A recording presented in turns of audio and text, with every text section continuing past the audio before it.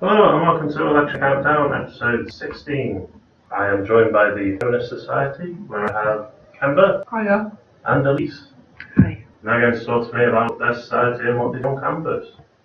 So, tell me about your society. So I think the idea of feminist society is really to create a space to talk about feminism and feminist issues on society. We already had Women's Committee, which is a great space for women, but we also think it's important that men get involved in feminism and so we can organise more specifically targeted issues. That's exactly it. The committee did an excellent thing, but it's obviously a gender exclusive event and a support area. So so feminist society is an all-inclusive society for all genders. Do you think the problem people have when they hear feminism nowadays is that they just interpret it in its most extreme form? I do think that's an issue. I think, especially with the word femme in it, it's very exclusive to gender generally, but I think we do need to project the image that it's an all-inclusive event that actually targets a lot of inequality towards men. We're not just bashing the patriarchy, we're discussing major issues that affect men and women. Yeah, I'd certainly agree with that. I think there's a lot of problem with how feminism's been portrayed, particularly more recently. People kind of assume we now live in a completely equal world because we've got, equal, or we're trying to get equal pay and things like that. And so I feel like people think that, society's now completely equal, when actually we've still got a lot of major issues like, sexual violence towards women, and the sort of more traditional understanding of family and women's role in society. But I think particularly now it's important that feminism opens up and includes people of other genders. So it is important to get men on board, but also it's important to say there are expectations on men as much as there are of women. Yeah. There's expectations for men to be these big tough characters, and there's expectations of women to be Rapunzel and a cattle and fair and things like that. It works both ways, where men expect women to be petite, short, and that's an ideal aspect of feminine beauty, and women expect men to be taller than them or to take control, and there's issues like that in both senses that both sexes are causing issues for each other. Feminism is that sort of. Do you think the alt-right have been a problem in trying to reshape feminism and it's only for feminist extremists? So people like InfoWars, Paul Joseph Watson, I think, who just have these rants on cameras and say, well, feminists believe this, and less JWs on campus, and they're forcing us their own will on us. Is that a problem as well?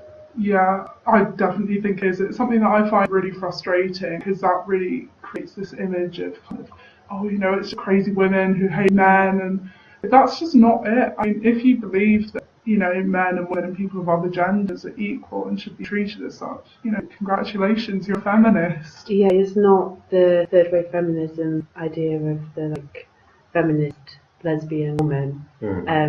Anymore. We need to move past that, and I think there's a massive stigma that's still stuck.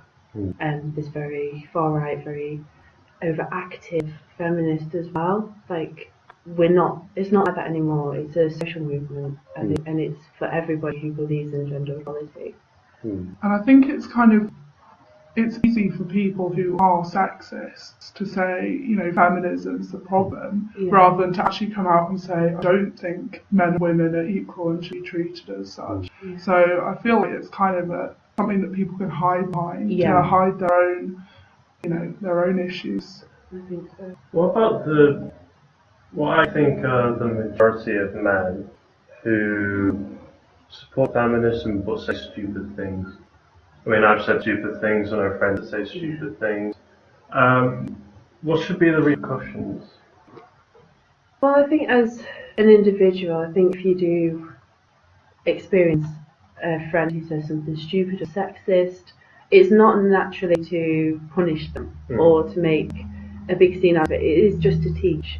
We all come from different backgrounds where maybe we haven't encountered the right thing to say, maybe we've taken on what our grandparents have said to us, So it's first just to teach, is to say maybe that's not the right thing. It's when people don't understand actions and they're not willing to learn then, that's when it becomes a problem that we need to maybe look at a bigger picture than just saying, oh, maybe what you said is wrong, can you see it from this point of view? You're entitled to your opinion, but it's affecting this in this way. But when they don't, I think that's when maybe you need to pull out the big ones and pull in a more argumentative stance. Yeah, I completely agree. I think it's really about intention. You know, I'm sure everyone has said something that's, you know, a bit sexist, a bit derogatory towards women at times, and you know, it's all about where the intention is, where that's coming from, and what you're going to do to kind of put that right and learn from it. And does it normalise, in a sense, rape culture and more extreme forms of abuse towards women as well? I think that's part of it. I mean, I kind of think the smaller aspects of sexism certainly do, you know, women being hooted at, you know, or shouted at by men on the street.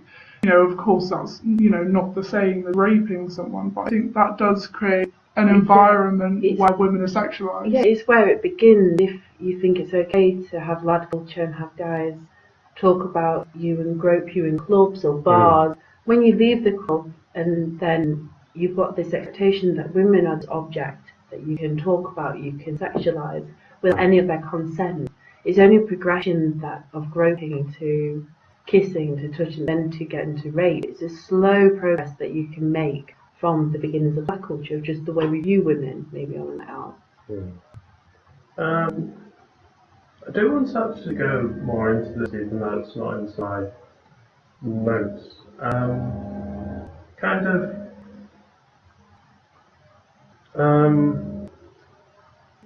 you know what, I'll just stick in my notes.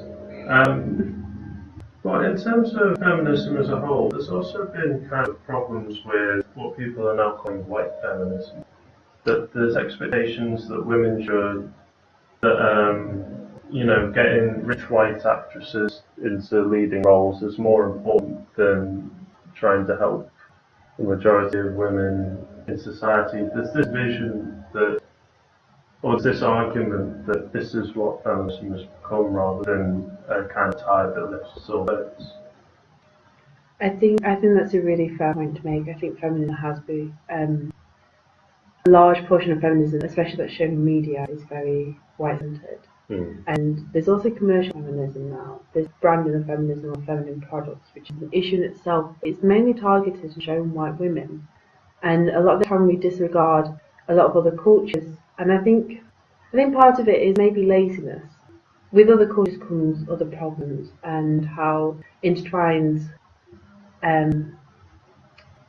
If you are a black woman, you're bringing along a different perspective, and maybe if we're pushing white women into films, it's laziness. You don't have to deal with another aspect of social problem and social change. So, but it is a massive problem that feminism is very white-centered, and we need to have more intersectionality within the feminist movement. And I think that's a really good thing about the feminist society. Is we're big and fresh. We're a new society, and we can really push that and really work with different societies to make a much more inclusive and intersectional space and really challenge this white-centric feminism we have at the minute. Yeah, I completely agree, because I mean, at the moment, feminist society and the committee is very white, but I think that's something we really want to work to change, because, you know, actually white women in general have it much better than black women or women of other cultures. And I think it's really, you know, no woman is equal until we all are. And I think, you know, even if we reach a place in the UK where, you know, we kind of see there's a real move towards complete gender equality, I don't think the feminist movement can stop until we see that really globally. So it is, you know, a really big task, and I think there certainly is a problem with this kind of assumption that feminism is for rich white women, and that's something that really needs to be challenged and changed. I mean, do you think feminism is as much an economic argument as it is a societal argument? Because, I mean, you were saying before about advertising trying to push a certain form of white feminism onto women, and also this kind of separation between kind of the global south and young girls in factories making clothes and things like that.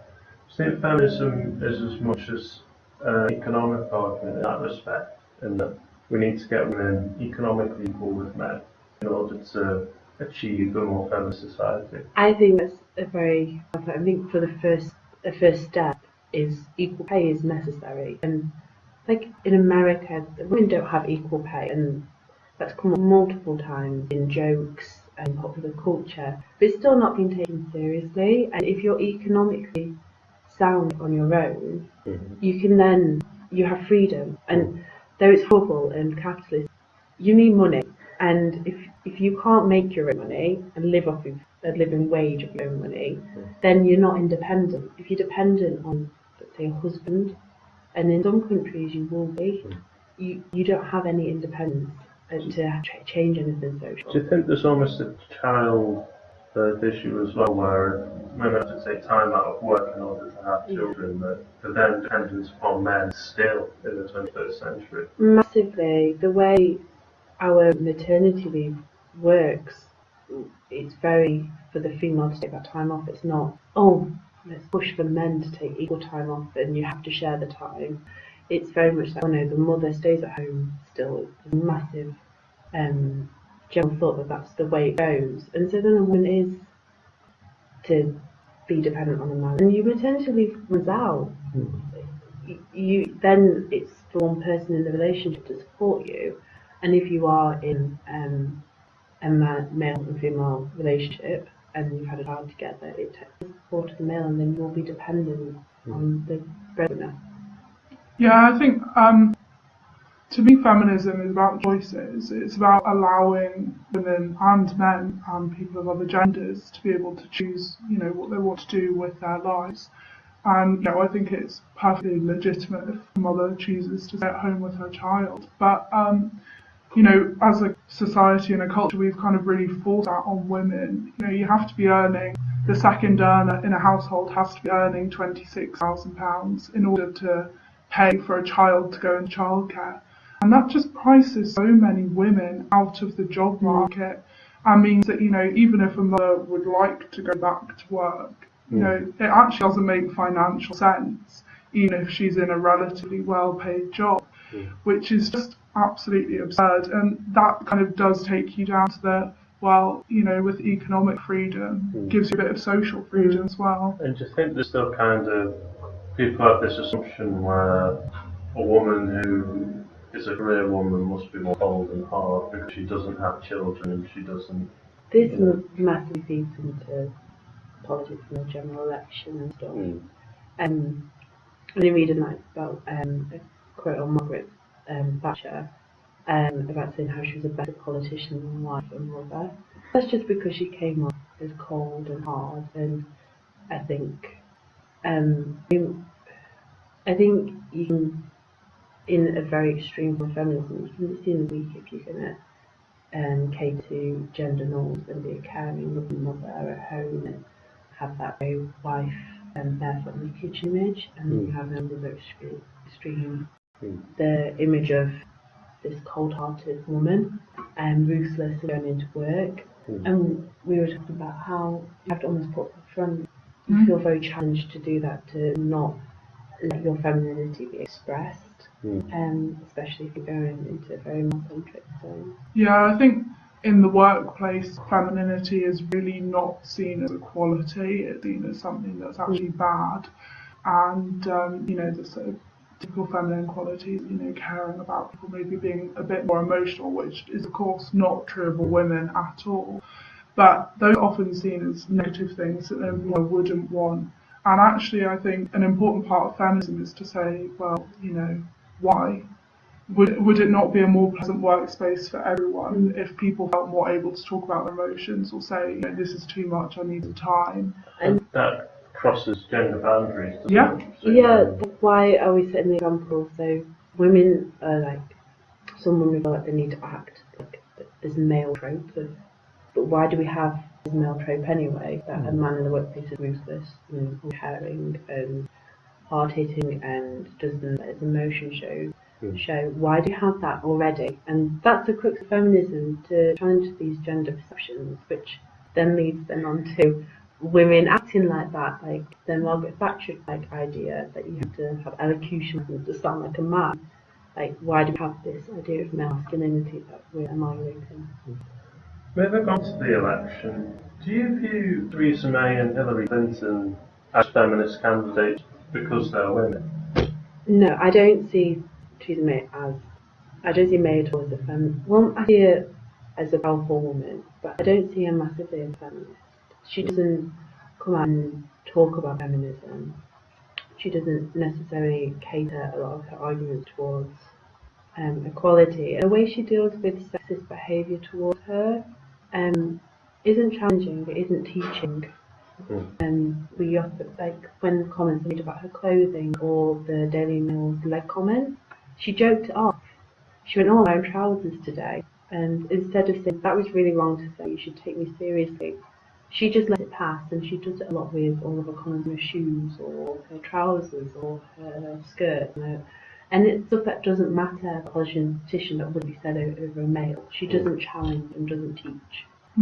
Yeah, I completely agree. And also, I think there is this sort of poisoning of what feminism means. And so I think a lot of mainstream politicians have wanted to distance themselves from that.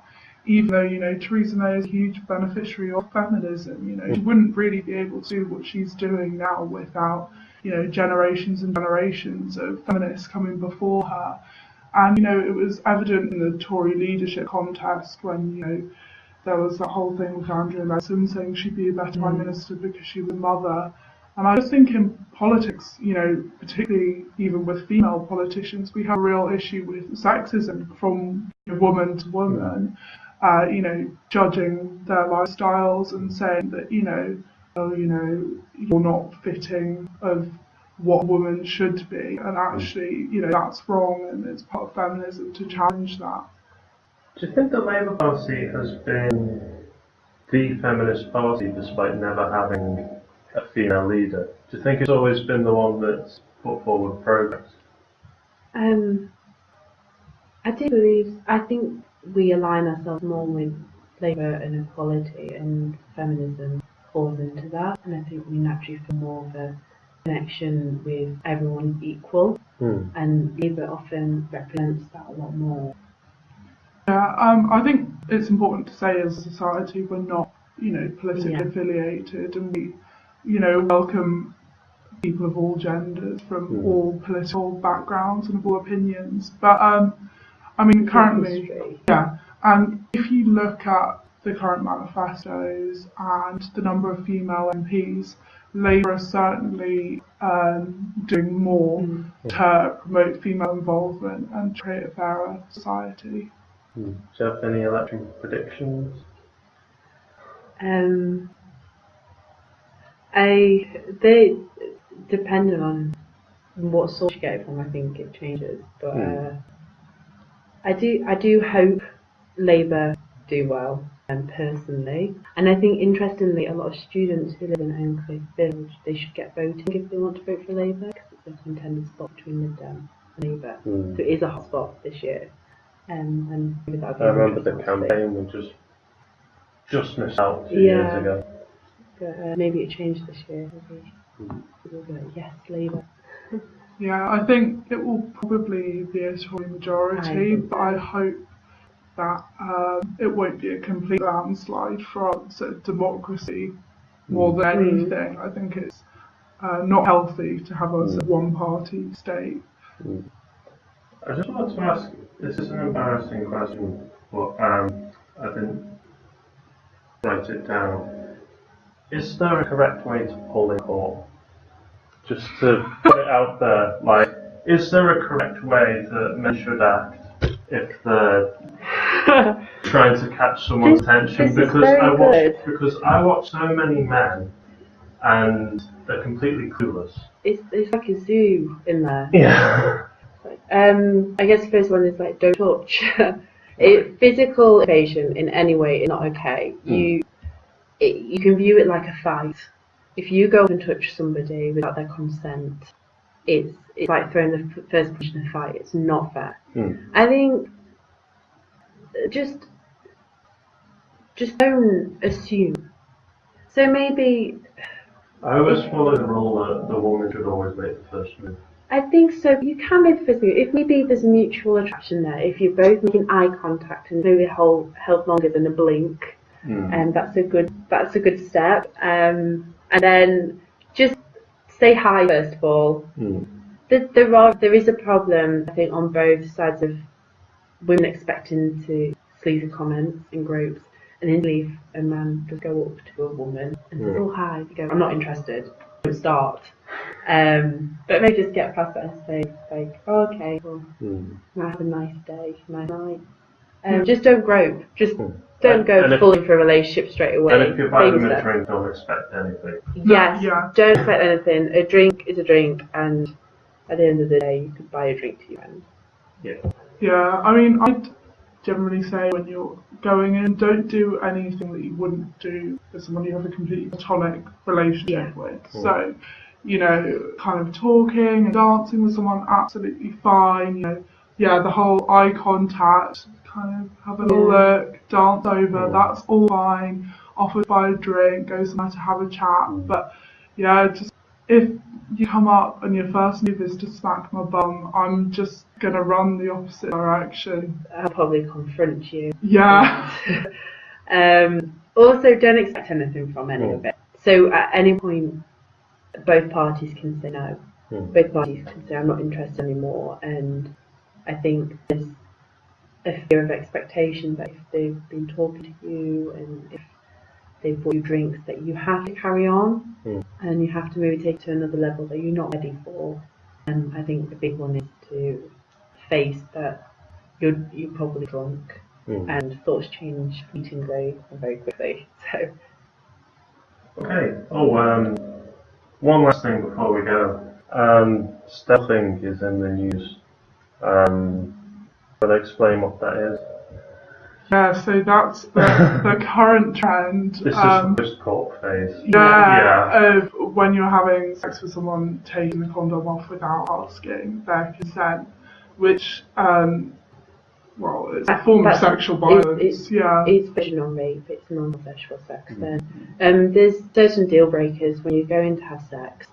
You expect certain, and if you've asked for a condom, or if you've both mutually put on a condom, then you expect that to stay on. And once that comes off, a deal break has happened, and that's when a rape has occurred.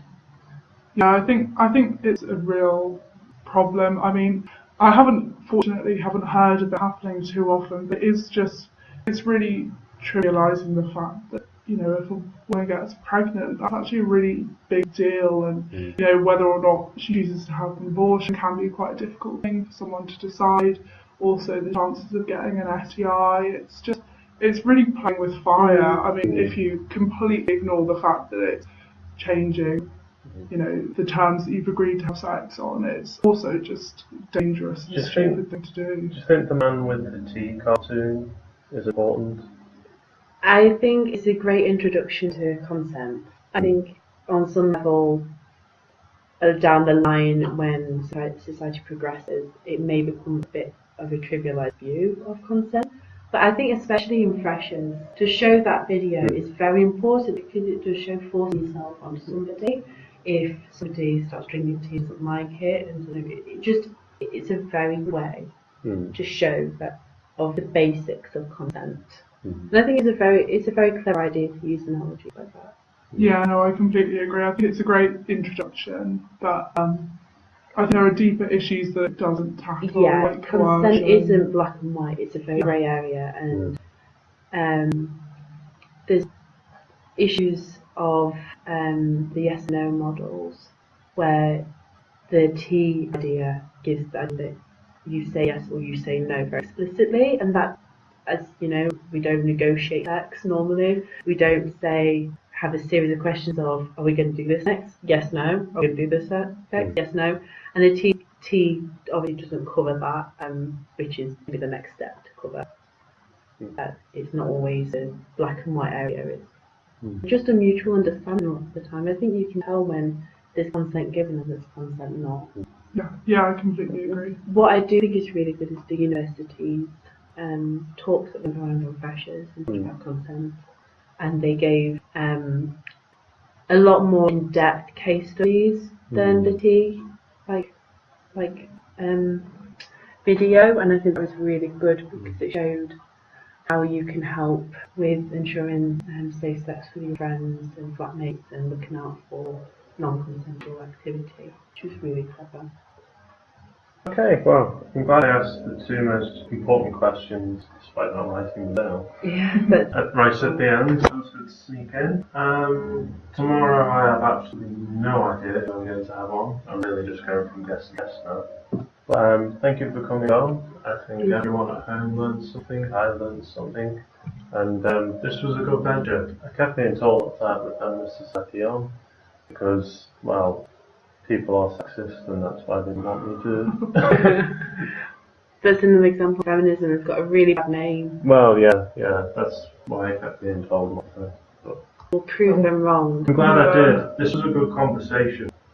Yeah. Okay, so tomorrow I'll have some on, don't know who, but this has been Election Countdown, and thanks for watching. Bye.